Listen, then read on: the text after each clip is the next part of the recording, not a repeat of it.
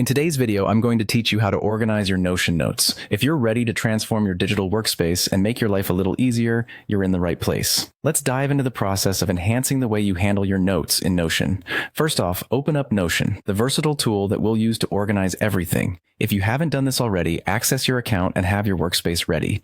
This ensures that you can follow along with each step as we go through them.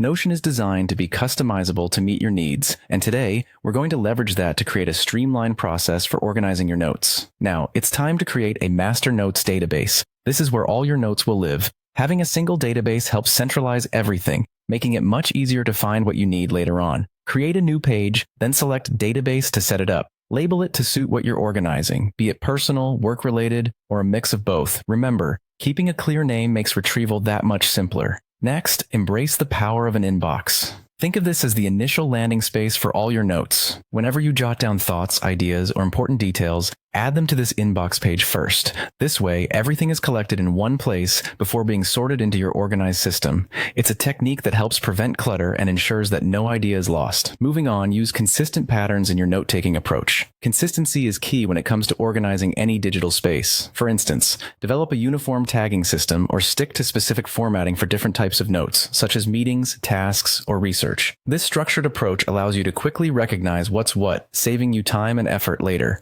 Creating a few views of your notes database is also essential. In Notion, you can toggle between different layouts like table, list, board, or calendar.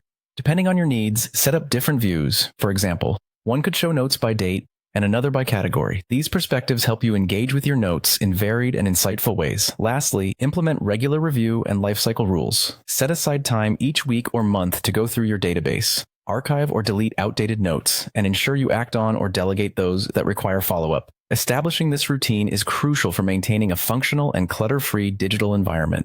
By following these steps, you're setting yourself up for success with a well-organized Notion setup.